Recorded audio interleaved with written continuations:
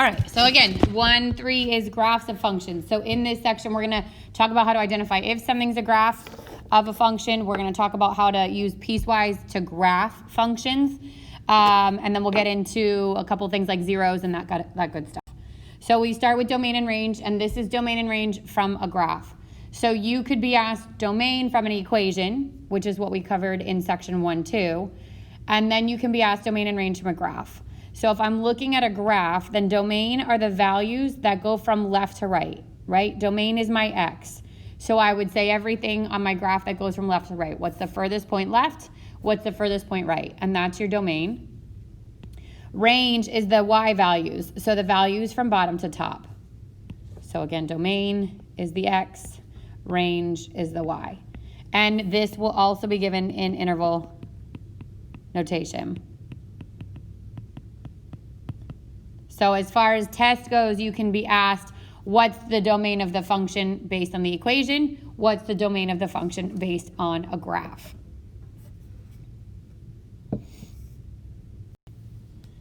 The indicated value, this is like find f of 2, okay? But you won't have an equation, so you're not going to just be plugging that in. What you'll do is you'll go to your graph. This number represents the x, so you'll locate that x, and then you're going to give the corresponding y as its answer. So you're going to find the y that matches the x inside the parentheses. Again, this would be in respect to the graph.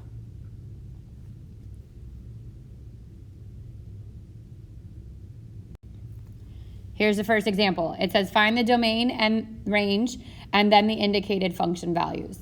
So the first thing I'm going to do is look at this graph, okay, and identify domain and range. So domain goes furthest point to the left. So what's the furthest x that's covered?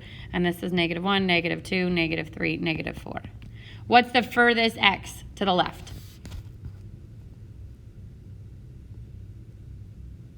-4. -4. Is there an open dot on -4 or is there a solid dot? Solid. Which means it gets a bracket, okay? So I'd start at -4, and then it's one smooth continuous, there's no break in it, which means I go all the way to the furthest point on the right, which is -1. And again, it's a bracket because it's a solid dot. If it was an open dot, then it would be a parentheses. It's just like your or equal to or not, okay? Now range is gonna go from the lowest y to the highest y. So what's the lowest y on this, or the least y? -2. -2. What's the highest y? 2. Good, 2. So this is where it gets tricky because that's not a solid dot like on my graph, but if that's a line, it is a solid dot. So that is the same thing as saying that there's a dot there, which would be at +2, and because it's a solid dot, it would be a bracket, not a parentheses. So again, if it was like an open dot here, if it went like that, that's when it would be a parentheses. Sometimes our graphs start and stop. This one did not, so that's why it's one smooth pattern. All right, now I go to find the indicated function value. So the first one says f of -4. So we're saying when x is -4, what is y? F is -4 here, and here's the point on my graph that corresponds with that -4. What's the y value there? -2. -2. Good. Then it says find f of -1. So again, I go to where x is -1, which is here. I look at the point on the graph, and that y value would be what? 1. Good. +1. That's it. Easy stuff, right? You just got to find the y that matches that x.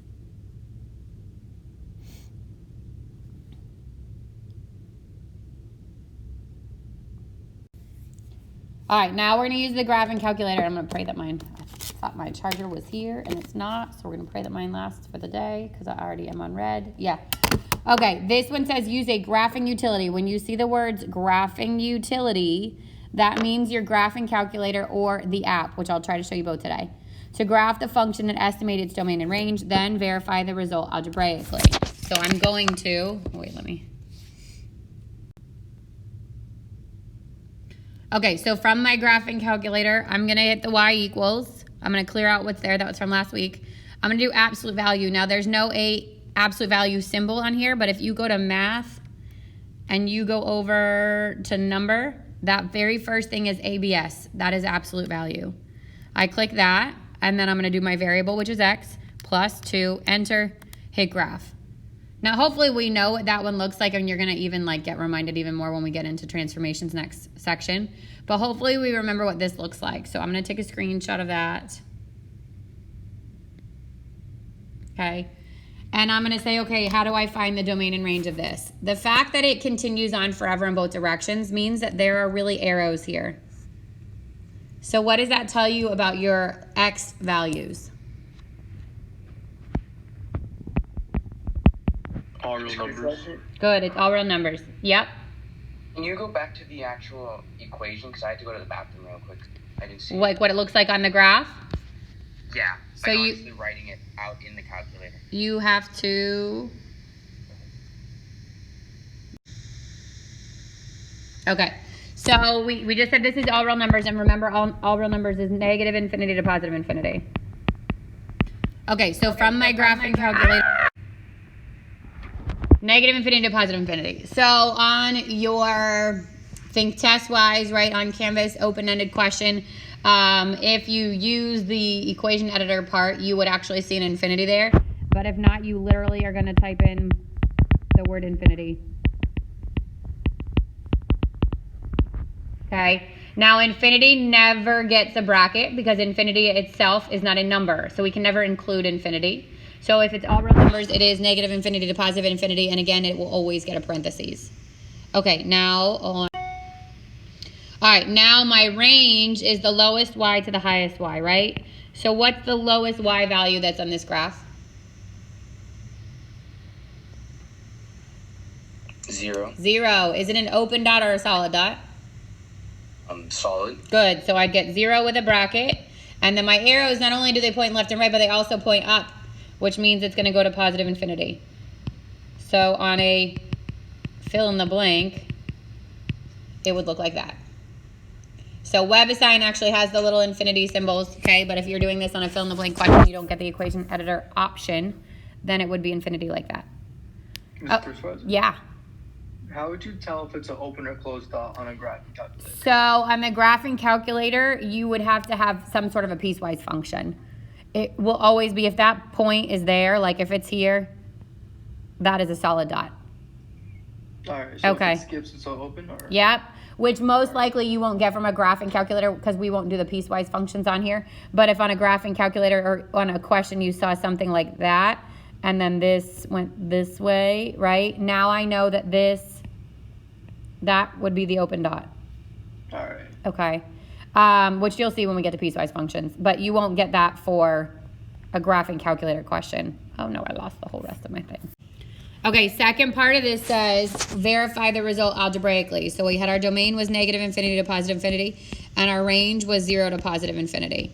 So keep in mind, you only do the domain algebraically, but your domain, remember, you're looking for the restrictions that square root, denominator, or denominator and square root, and none of those are happening here. So this would also be a negative infinity to positive infinity scenario for your domain. If you think about why the range is 0, this is absolute value, and no absolute value will be ever less than 0, so that's why it is from 0 to positive infinity. But you don't have to find the range algebraically, you just need to know the domain, okay?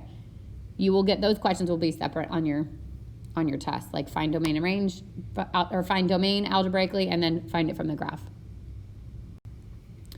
All right, the vertical line test is the way we figure out if a function, or if a graph is a function. If the vertical line hits the graph at more than one point, then the graph is not a function.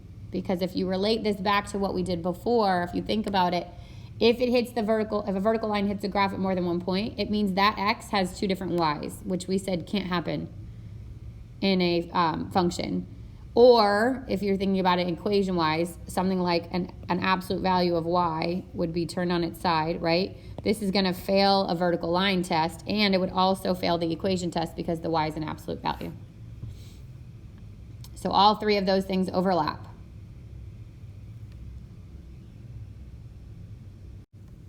All right, so example 2 says use the vertical line test to determine whether the curve is the graph of a function. If it is, state the domain and range of the function.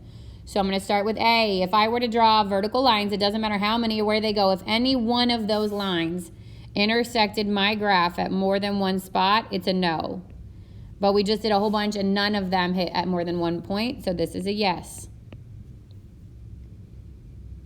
Then it said if it is a function, state the domain and range. So my domain, furthest point left is here, which is at 0, and that's a solid dot. You would know it if it's an open dot. Furthest point right is this point here, again, solid dot, which would be 4.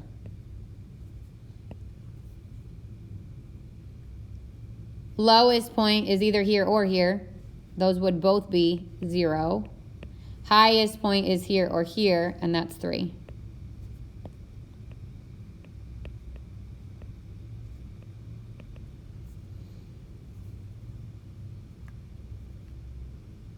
Questions so far?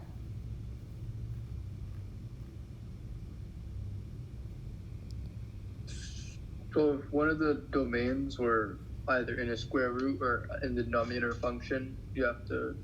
You'll see that, like, if you think about what would happen if it was a square root function, right? If it's just square root of x, then my coordinate point's going to be here to that, right? That's what that graph would look like, right? And I would say that this has to be greater than or equal to 0. X would have to be greater than or equal to 0. That would be 0 to positive infinity, which would be the same thing as if I looked at the graph, right? This is the smallest x, and then it points right. So those two things should line up.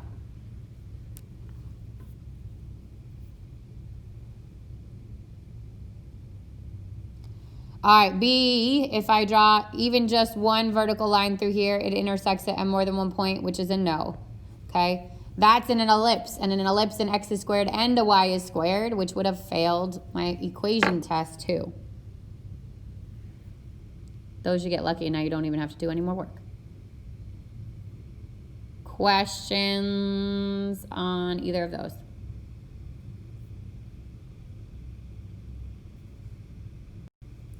All right, finding the zeros of a function. So when you see the word zeros, this has so many different meanings. Zeros is the same thing as roots, as solutions, okay? All of those are the same thing. And they all mean when y equals 0. So it's almost the same as an x-intercept too, except x-intercepts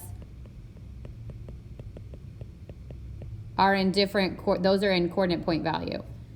So these you will list, like 1, 2, 3, and so on and so forth. An intercept, you would give it to me in coordinate points. But they are technically the same thing.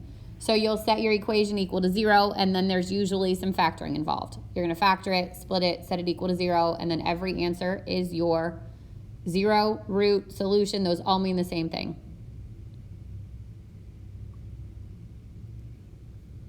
Increasing and decreasing behavior. As we move from left to right, so it's important you go in that direction, otherwise it switches it. You're going to move from left to right just like you normally read, okay? If the graph is rising or has like some sort of like a positive gain, then we call this increasing. If it's falling as you move from left to right, it's decreasing. If it's flat or horizontal, we call that constant.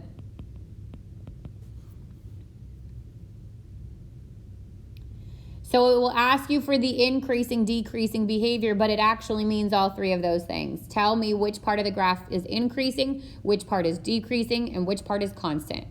And these will all be in interval notation. So we're back to interval notation for our answers.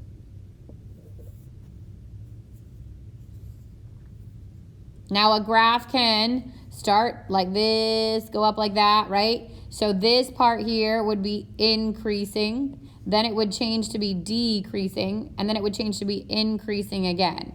So you can have more than one answer for the different parts. If you had something like this,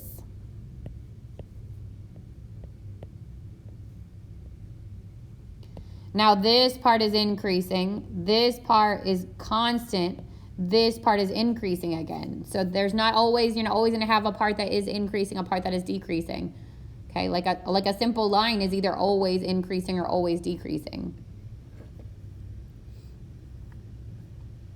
Or it's constant if it's horizontal.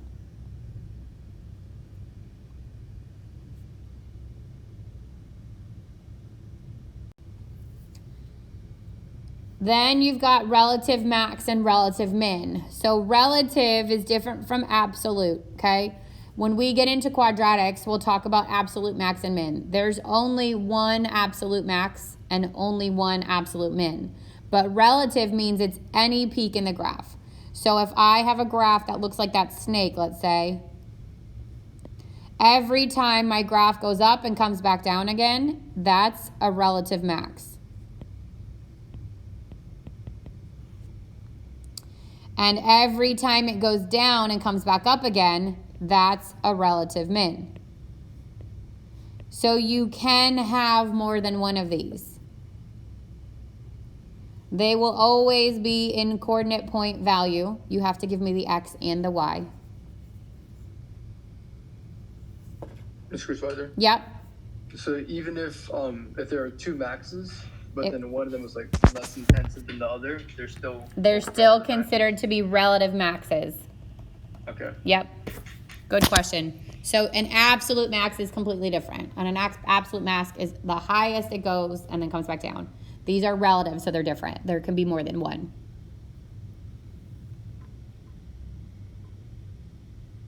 Questions so far? So you're going to see these from a graph that you actually get the graph and you just have to read it. And then you're also going to see these from graph on a graphing utility, which is I'm going to show you how to do it on the calculator and on the app, because you will need to know how to do that for your test. So on your test, there's going to be a question that says graph on a graphing utility and then answer questions based on that graph. So you do need, I would say normally in a normal environment, I would say you had to have a graphing calculator by that point. The good thing is with, again, another Corona perk, you can use the app. And I'll show you how to get the max and the min from that as well. Madeline, I marked you present because you were here, so don't worry about it. Okay, so that's what this says, and this should be a minus, I think, right here.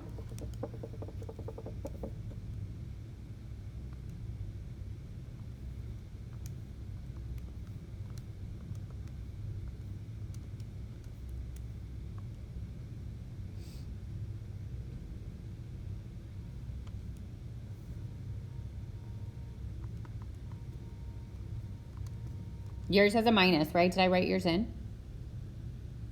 Or does yours have a plus? It doesn't really matter. I'll just go with There's a minus. There's a minus. Okay, good. All right, so the first thing we're going to do is use the graphing calculator to graph it. Then we're going to identify the relative max and min, okay? So I'm going to, again, I'll do it from the handheld graphing calculator first, and then I'll jump into the app.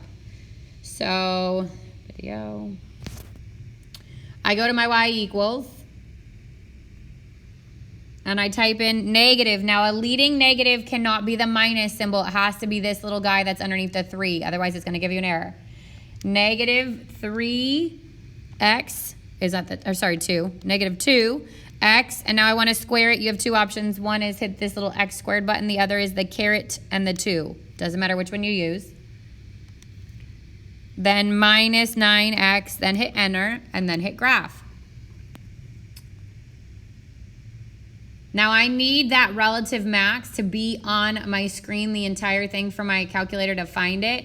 So I have to zoom this out.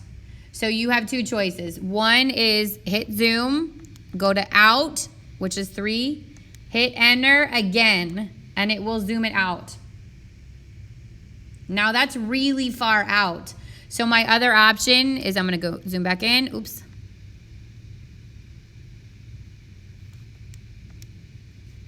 I'm gonna go back in, right? And it looks like it's just a smidge up.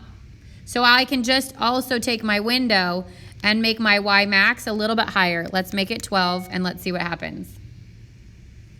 Now I catch that whole curve. I need that whole curve in order to do what I'm about to do next, okay? But think you may have to adjust your window because this could happen. To get that max, because it looks like there's only one, right? Which makes sense because this is a parabola. I go to the word, well, if you go to trace, you actually have to like go back and forth and back and forth and back and forth like this, and you won't know it's exact. So don't do trace. Go to second trace, which is the calc menu. And you see there it says maximum. Now, because a graph can have more than one maximum, it's going to ask me what's your left bound and what's your right bound. And that means go left of the max and hit an enter. So anywhere right where I'm at right now is fine, as long as it's left of the max. Now right bound, I have to go to the right of the max. It doesn't matter how far, as long as I go past it. Hit enter, and then it says, are you ready for me to guess? And the answer is yes, so I hit enter again, and it's gonna take me to my exact max, which in this case is negative 2.25 and 10.125. And again, we write those in X, Y coordinate form.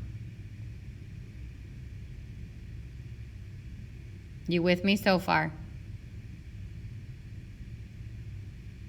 Normally, when would you stop rounding? It will tell you, good question. It will tell you, actually, I'll look at your WebAssign because I don't remember exactly what it is on WebAssign. I know for your test, I will tell you to either do nearest 10th or 100th. I'll tell you what to do. Because that terminated at the 1.25, like I kept that one, but it will tell you what to do. I'm also going to show you the zeros while we're on here, okay? So to get to the zeros, let's say it also asks for the zeros or the roots, because you're going to have to do this for your test. I go back to that second trace menu, which is that calc menu, and notice now it says 0. If I click that, it's going to ask me the same question again because there's more than one 0. So I have to go left of the first 0, so I'm going to start on the left, which is underneath it. Then I have to go right of it, which is above it, and then it's ready for me to guess. I hit enter. Now there's my first 0, negative 4.5. Remember, zeros we list. If that was an x-intercept, it would be negative 4.50. Now there's another one on the right, so I'm going to go second, trace, back to that 0 menu. I go to the left of that, which is anywhere over here. I need to go to the right of it, which is anywhere there. Guess, hit enter, and there's my second one, which is 0. Now, if I had factored this and solved it, I would have gotten the same answers. But on a test, it's not going to be nice whole numbers, so just be careful. It's probably not going to be factorable. Questions so far? Because I'm going to jump to the app. Miss Chris Weiser. Yes.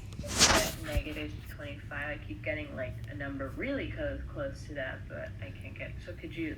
I was going to trace and then I did the 0 and it wasn't showing up. So you want to do the 0 instead of the trace because the trace is not going to be as accurate.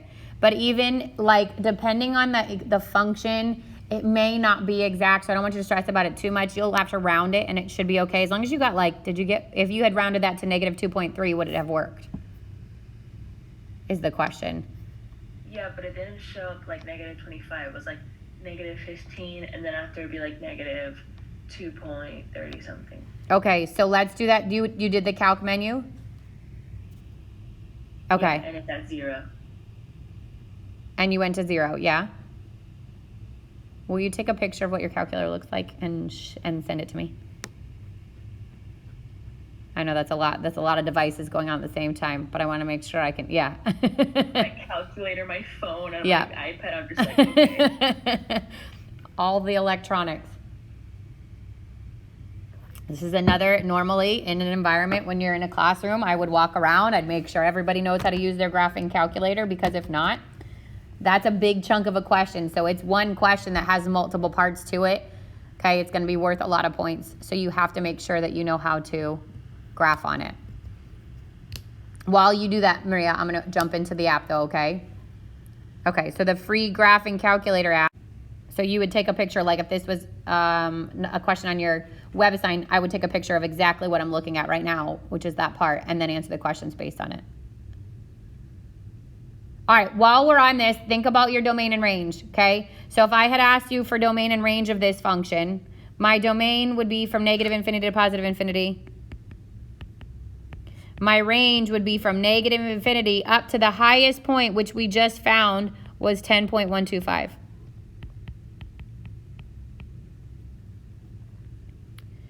Also think about increasing, decreasing behavior. Increasing would be from negative infinity up to that coordinate point. Now we use the x value because we're going left to right.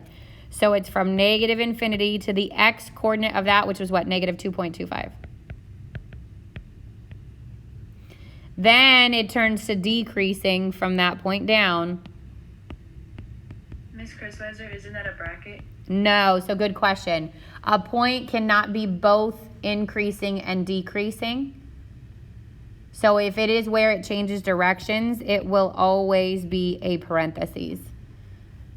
Increasing, decreasing will actually never be a bracket. The only time increasing, decreasing is a bracket is if you start or stop your graph constant. So if my graph looked like this,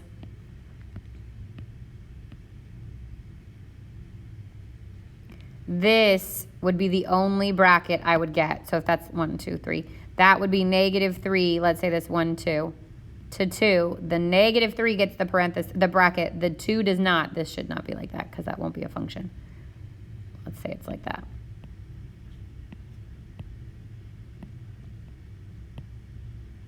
And that's because that like transition point can't be in both. Exactly. The constant and the decreasing. Right. Like how do you choose?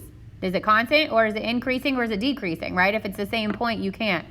So those will always be parentheses. The only time it's not is if it starts or stops constantly. So like this point here, or if this had gone out like this and stopped here, then that would also be a bracket. Those are the only times you're going to get a bracket is on constant start and stop.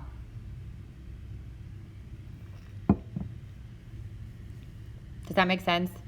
I will say that that's probably the thing that people struggle with the most when it comes to increasing, decreasing. How we doing, folks? Everybody's hanging in there? Yes? I told you it's a lot of material today. All right. Now, piecewise functions. So we evaluated piecewise functions, but we haven't graphed them yet. A piecewise function, again, remember, means it's in parts. So there's two ways to do these kinds of functions. One is graph the full equation of this, which would be y equals 2x plus 3, and y equals 3 minus x, and then erase the part that does not fall in the range you're given. So I'll show you that one first. I'm going to graph y equals 2x plus 3. I'm going to go to positive 3. I'm going to get a slope of 2 over 1. I'm going to draw my line.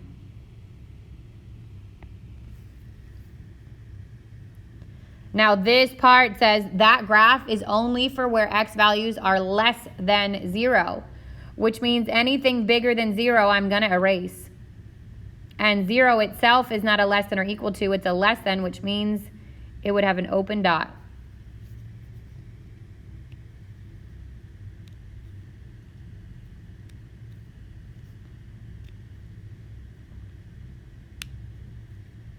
So because this said less than 0, I would go to where x is 0, which is that 0, 3 point. I would make it an open dot, and then less than is everything left of it. So I keep the left stuff, but I get rid of the right stuff because that would mean x is bigger than 0.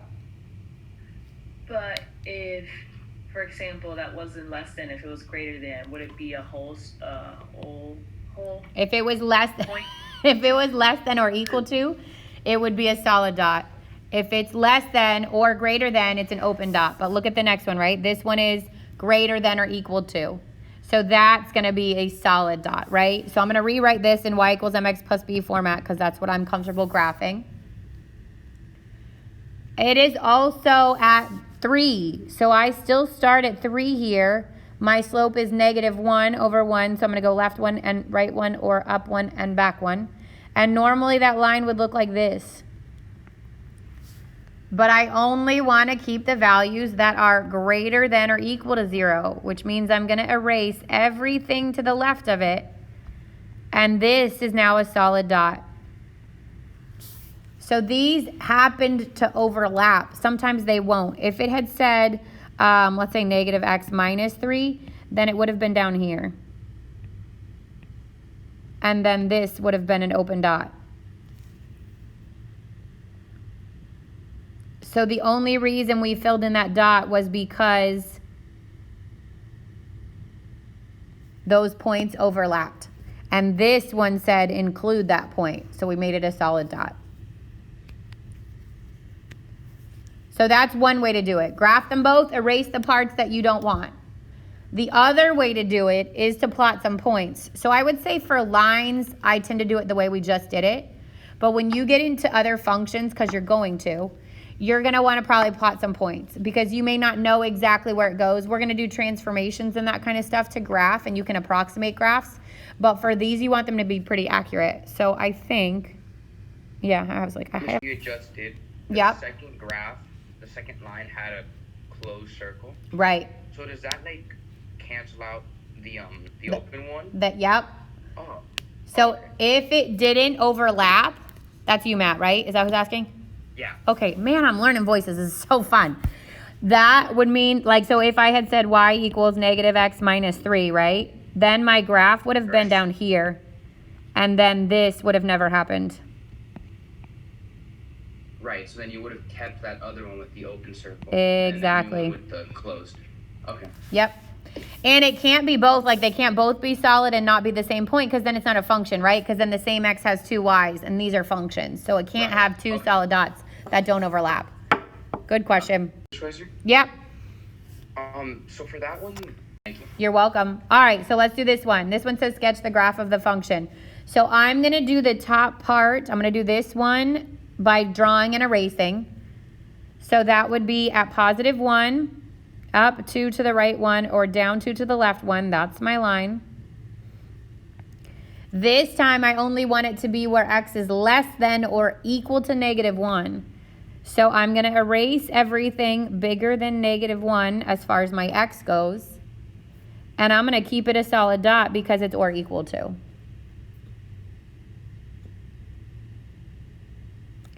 Now for the next part, which is this, that's a parabola, right? Shifted down to, and I know that because I remember my transformations, but let's say you don't remember your transformations, or it's a complicated equation. What you're going to do is plug values in starting at the one they gave you. So if x is greater than negative 1, I'm actually going to plug in negative 1, but it's going to be an open dot. Then I'm going to plug in 0, and then I'm going to plug in 1. So if I plug in negative 1, I get negative 1 squared, which is 1 minus 2. That's negative 1. If I plug in 0, I get negative 2. And if I plug in 1, I get negative 1. This time it's an open dot. Again, it overlaps. Then negative 2 is a solid dot. Then negative 1 is a solid dot.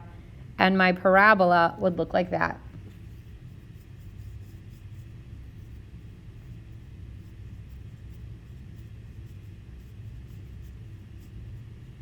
Last thing we're going to talk about is even and odd functions.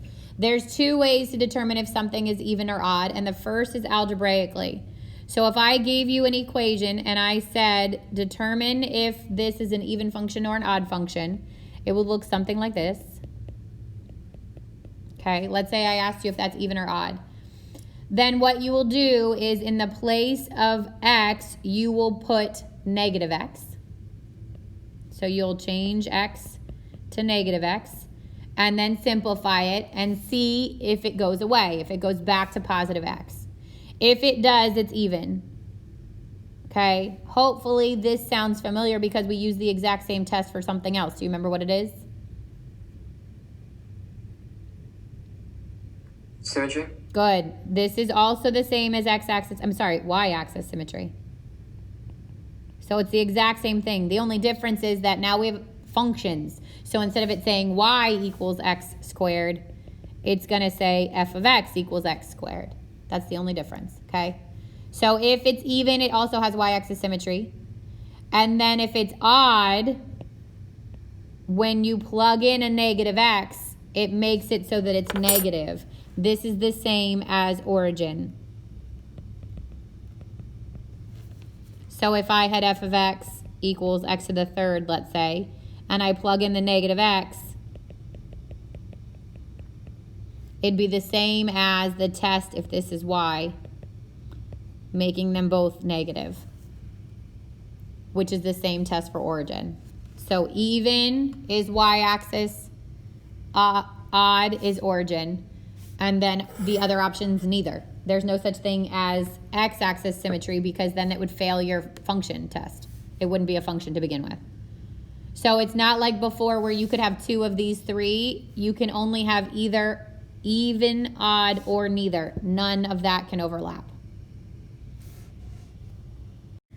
If the graph is even, it's symmetric to the y-axis. If it's odd, it's symmetric to the origin. So those are the same. This time it can't be a both. Like you can't have it be symmetric to the x-axis and the origin because then it would not be a function. It would fail your vertical line test. So it's either going to be even, odd, or neither. It can't be two of those three.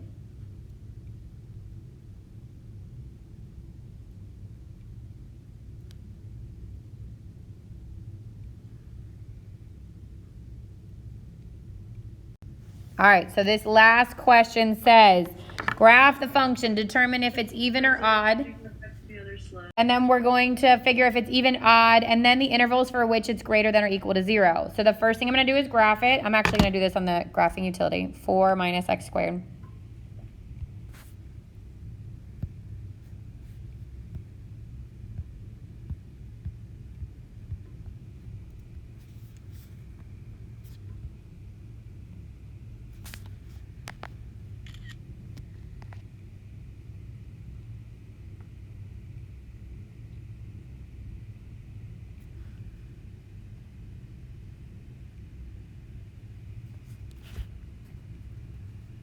Okay, so here's my graph, right? Then it says determine if the function is even or odd. Again, neither is an option.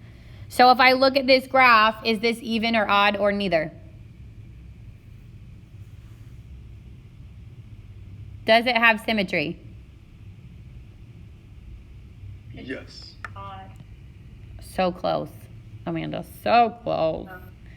It does have symmetry, right? It's symmetric to the y-axis. So it's even. Good. And I would know that if I took a negative x and plugged it in, it would go back to positive x. So think about when that's going to happen. It's going to happen if it's an even power on an x, and it's going to happen if the x by itself is an absolute value. Those are going to have y-axis symmetry, and if they have y-axis symmetry, they're even, okay? Then it says, figure out which intervals f of x is greater than or equal to 0. So think about what that means. F of x is the same thing as y, right? So it's saying where on my graph are the values of y greater than or equal to 0? And that is all these values here.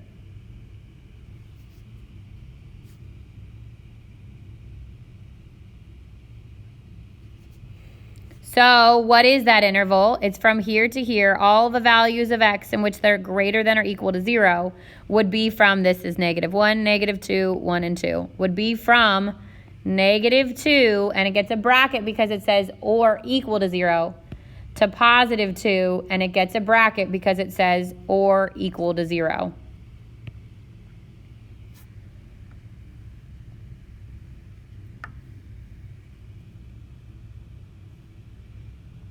So if I had had more time, I would have actually graphed this by hand, okay, because you're going to have to graph by hand.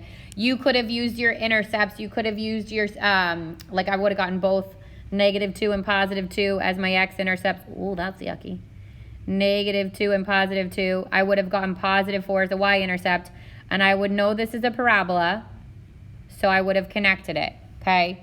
In the next section, we're going to go over all the parent functions, so you're going to get a lot more familiar with all that stuff, okay? But for right now, just make sure you could read the graph, identify the symmetry, identify the intercepts, and then even, odd, all that stuff. So on your, again, test, which is a week from Thursday, you're going to get one question that says graph on a graphing utility and then answer all these questions. Find your max or your min, find your increasing, decreasing behavior, find your domain range, find your zeros. So keep in mind, and is it even or odd? Keep in mind you'd have to know all of that based on one graph, which means 1, you better graph it right in the beginning. 2, you got to be really careful and make sure you're getting comfortable enough with your graphing utility that you would be able to find those points. All right, any other questions on what we talked about as far as 1-3 goes today? I know it's a beast of a section. 1-4 should feel a lot more like a review because it's all transformations of graphs, and we're going to do that tomorrow. I will work out. All right, so this was one of the questions from the homework. This would have been number 2 on some of the versions, which was difference quotient of 7x to the third plus 9x. So the first thing, obviously, you need f of x plus h minus f of x over h. You've got to find f of x plus h first. So 7x plus h cubed plus 9x plus h. Now x plus h cubed, I can do, I'm going to do over here on the right hand side. I know x squared, so I can do x plus h times x plus h times x plus h. And I can use the shortcut for cubes. But I also know that this was x squared plus 2xh plus h squared. And then I would multiply that times x plus h. So I'm going to multiply x squared times both. I get x to the third plus x squared h. Multiply x 2xh times both. 2x squared h and 2xh squared. And the last one, multiply h squared times both. H squared x plus h to the third. Now I got to combine my like terms. So there's only one x to the third. But there are 2 terms that have x squared and h to the first. So this would be 3x squared h. There are 2 terms that even though the order's different, it's still x to the first and h squared. So these are like terms, 3x h squared. And then the last one is h to the third. So this is what you would have gotten had you used the shortcut for cubes. So that goes next to the 7.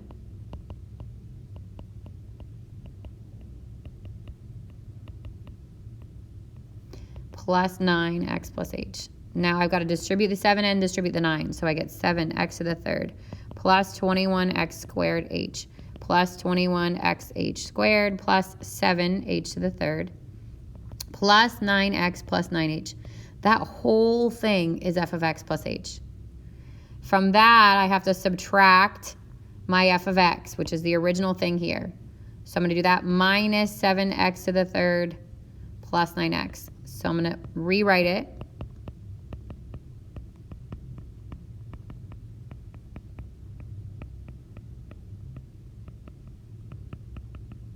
Distributing the negative. Now, if you've done that correctly, things should cancel. 7x to the third, negative 7x to the third, positive 9x, negative 9x. So I end up with 21x squared h plus 21xh squared plus 7h to the third plus 9h. Last step, put that all over h and then simplify. Each of these has an h that can be removed. So I get 21x squared plus 21xh plus 7h squared plus 9.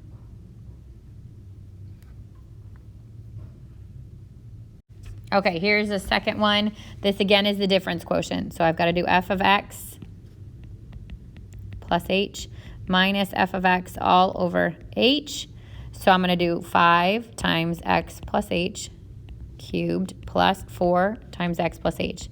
Now we worked this out on the last slide, but it should be x to the third plus 3x squared h plus 3xh squared plus h to the third plus 4x plus h. Then I distribute. The 5 goes to all of this. The 4 goes to all of this. 5x to the third plus 15x squared h plus 15xh squared plus 5h to the third plus 4x plus 4h. Now that's just the first part. Then I have to subtract from it f of x, which is 5x to the third plus 4x. Now I'm just going to distribute that, so this becomes negative 5x and negative 4x. The positive 5x to the third and the negative 5x to the third cancel out. The positive 4x and the negative 4x cancel out, and I end up with 15x squared h plus 15xh squared plus 5h to the third plus 4h all over h. So then I can cancel one h here, here, here, and here. And I get 15x squared plus 15x plus 5h squared plus 4.